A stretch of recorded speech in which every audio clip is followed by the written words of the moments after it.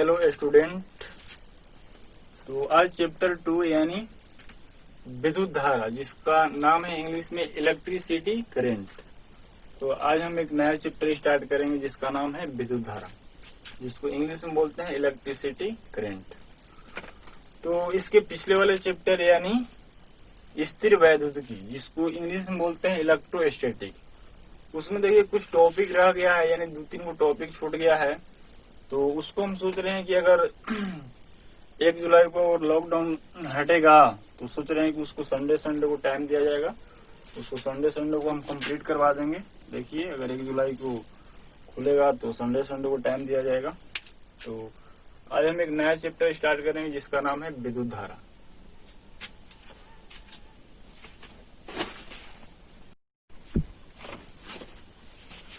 विद्युत धारा कहने का मतलब कि आवेश के प्रवाह से, कहने का मतलब विद्युत धारा में जो आवेश है, यहाँ पर इस चैप्टर में आवेश चलेगा, मतलब आवेश बहेगा। वहां पर क्या था, यानी इलेक्ट्रोस्टैटिक में क्या था, स्थिर वैद्युतिकी चैप्टर में क्या था, वहां पर आवेश रुका हुआ था। जितने भी हम पढ़ाए थे, विभव, विभवांतर और संधारित्र, जितने भी हम पढ़ाए थे, तो उसमें क्या था, उसमें आवेश आपका रुका हुआ था। अब इस चैप्टर में आपका क्या आवेश चलेगा, यानी विद्युत धारा कहने का मतलब, विद्युत धारा कहने का मतलब आवेश के प्रवाह से, कहने का मतलब इस चैप्टर में आपका आवेश चलेगा। तो आवेश हम बताए थे आप लोग को, मैंने पहला चैप्टर में बताया था कि आवेश क्या है। आवेश 2 प्रकार का होता है, एक होता है धन आवेश, एक होता है ऋण आवेश। धन आवेश कहने का मतलब जब इलेक्ट्रॉन में जब कमी होती है तो धन आवेश उत्पन्न होता है, जब इलेक्ट्रॉन में वृद्धि होती है तो ऋण आवेश उत्पन्न होता है।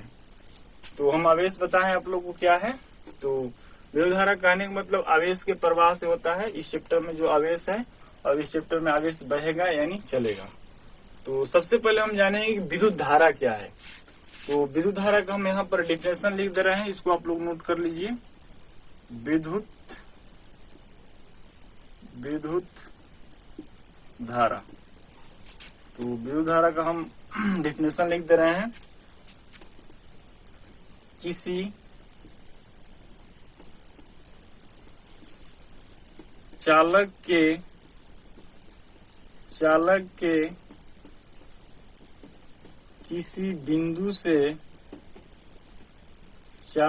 किसी बिंदु से एकांक समय कहने का मतलब 1 सेकेंड, चालक के किसी बिंदु से एकांक समय में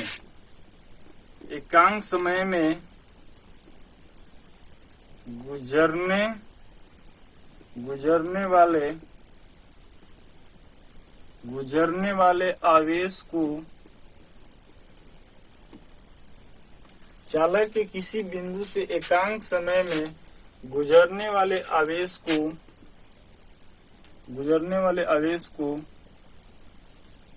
विद्युत धारा कहा जाता है। कहने का मतलब चालक की किसी भी बिंदु से एकांक समय में गुजरने वाले आवेश को विद्युत धारा कहा जाता है। इसे यानी विद्युत धारा को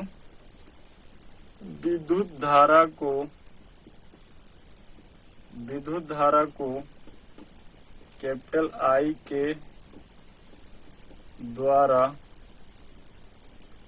आई के द्वारा सूचित करते हैं, यानी विद्युत धारा को कैपिटल आई से डिनोट करते हैं। कहने का मतलब ये मान लीजिए आपका चालक है, ये आपका चालक हो गया।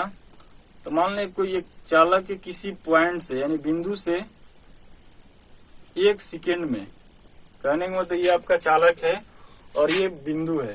अब इस बिंदु से 1 सेकेंड में जो आवेश गुजर रहा है, मतलब जो आवेश गुजर रहा है, वही आपका क्या कहलाएगा, विद्युत धारा कहलाएगा। ये चालक है, चालक के किसी भी बिंदु से गुजरने वाले, चालक के किसी बिंदु से, यानी कि एक बिंदु हो गया, किसी बिंदु से एकांक समय मतलब 1 सेकेंड में एक सेकेंड में गुजरने वाले आवेश, ये गुजर रहा है आवेश, गुजरने वाले आवेश को विद्युत धारा कहा जाता है। इसे कैपिटल आई के द्वारा सूचित करते हैं। तो कहने का मतलब, मान लीजिए 20 सेकेंड में मान लीजिए 5 सेकेंड में 20 कूलम आवेश प्रवाहित हो रहा है। यानी मान लीजिए 5 सेकेंड में 20 कूलम आवेश गुजर रहा है, तो 1 सेकेंड में कितना गुजरेगा, यानी 1 सेकेंड में कितना गुजरेगा, यानी 20 बटा ये 5 से आपका लग जाएगा भाग, तो कटेगा तो यानी 4 बार में। ये जो 4 है यही आपका क्या है, विद्युत धारा। कहने का मतलब ये जो 20 है ये आपका आवेश हो गया और 5 बाटा में आ गया, ये टाइम हो गया। यानी जब आवेश को जब हम टाइम से यानी समय से भाग लगाते हैं तो क्या मिलता है, यानी विद्युत धारा। तो कहने का मतलब चालक के किसी भी बिंदु से 1 सेकेंड में जितना आवेश गुजरेगा वही आपका क्या कहलाएगा, विद्युत धारा। मान लीजिए 5 सेकेंड में 20 कूलम आवेश गुजर रहा है, तो 1 सेकेंड में कितना आवेश गुजरेगा, यानी 20 बटा 5, तो कट के आ गया यानी 4, यानी 4 जो आया है यही आपका क्या है, विद्युत धारा। तो इसका सूत्र हम लिख लेते हैं। विद्युत धारा बराबर सूत्र होगा विद्युत धारा बराबर गुजरने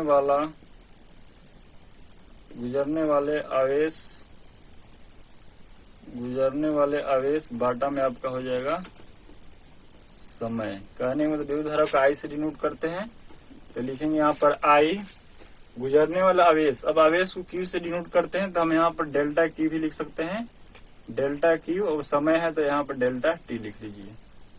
ये आपका फॉर्मूला आ गया कि विद्युत धारा बराबर हो गया आई बराबर डेल्टा क्यू बटा में डेल्टा टी। क्यू कहने का मतलब आवेश है और टी कहने का मतलब का समय है। तो इसको नोट कर लीजिए। अब हम चलते हैं इसके सहायक मात्रक पर। तो इसके सहायक मात्रक क्या है देख लेते हैं। तो सहायक मात्रक बराबर, अब देखिए इसका सहायक मात्रक क्या है, यानी विद्युत धारा बराबर होता है क्यू बटा में टी। यानी आवेश है तो क्यू कहने का मतलब आवेश हो गया, आवेश बटा में समय। तो इसका जब हमें सहायक मात्रक निकालेंगे तो आवेश का सहायक मात्रक क्या होता है, कूलाम बटा समय क्या है, समय का सेकेंड होता है, तो यहाँ पर लिख लेंगे यानी सेकेंड। तो इसका सहायक मात्रक हो गया कूलम प्रति सेकेंड। अब इसी का नाम है आपका, इसी का नाम दिया हुआ, यानी इसको हम बोलते हैं एम्पियर। इसको एम्पियर भी बोलते हैं, इसको कैपिटल ए से डिनोट करते हैं। यही इसका सहायक मात्रक गया आवेश बाटा में समय होता है। आवेश का यूनिट होता है कूलाम और समय का होता है सेकेंड। तो कूलाम प्रति सेकेंड कहिए या एम्पियर कहिए, एम्पियर को ए से डिनोट करते हैं। और ये जो आपका विद्युत धारा आया है इसको हम बोलते हैं 4 एम्पियर भी बोल देंगे। यानी 20 में अगर 5 से डिवाइड लगाएं, जो 4 आया है, ये 4 एम्पियर आपका विद्युत धारा आ गया। तो इसका सहायक मात्रक लिख लीजिए कि इसका सहायक मात्रक होता है आवेश बटा में समय। आवेश का यूनिट होता है कूलाम, समय का सेकेंड होता है तो कूलाम प्रति सेकेंड, और इसी का नाम हम दिए हैं एम्पियर। तो अब हम इसका बीमा देखते हैं, जिसको बोलते हैं डायमेंशन।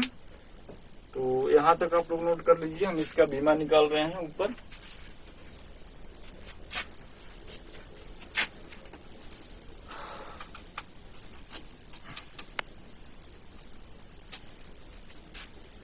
तो इसका हम देखते हैं बीमा,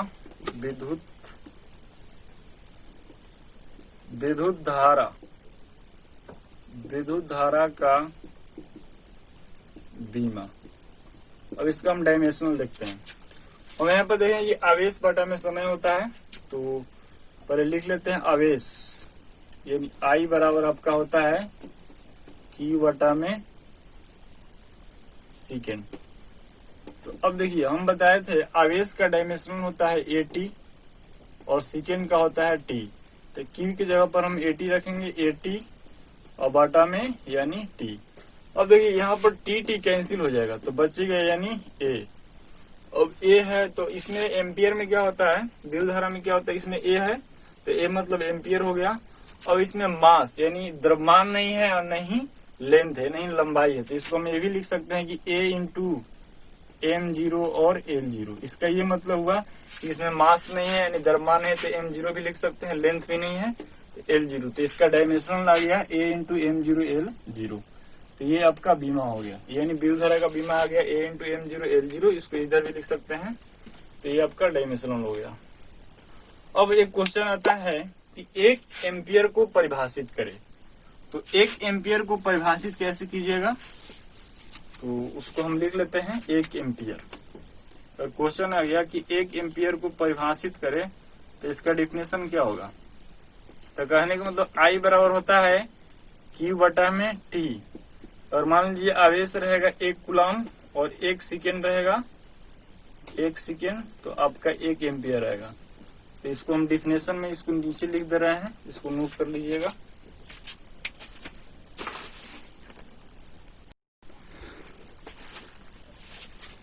तो हम यहाँ पर लिख दिए हैं, अगर 1 एम्पियर को परिभाषित करना होगा तो I बराबर Q बटा T बराबर 1 कूलम बटा में 1 सेकेंड बराबर 1 एम्पियर। कहने का मतलब 1 सेकेंड में अगर 1 कूलम आवेश प्रवाहित होगा तो आपका जो धारा का मान आएगा 1 एम्पियर कहलाता है। तो यहाँ पर हम लिखे हैं, यदि किसी चालक में, कोई भी चालक हो सकता है, यदि किसी चालक में एकांक समय कहने का मतलब 1 सेकेंड, एकांक समय में 1 कूलम आवेश, एकांक समय में 1 कूलम आवेश प्रवाहित होता है, तो धारा का जो मान आएगा वही कहलाएगा आपका 1 एम्पियर। कहने का मतलब 1 सेकेंड में आपका 1 कूलम आवेश प्रवाहित होगा तो वही आपका क्या कहलाएगा, 1 एम्पियर कहलाएगा। और मान लीजिए क्वेश्चन आएगा कि 1 एम्पियर को परिभाषित करें, तो आप लोग इसको लिख सकते हैं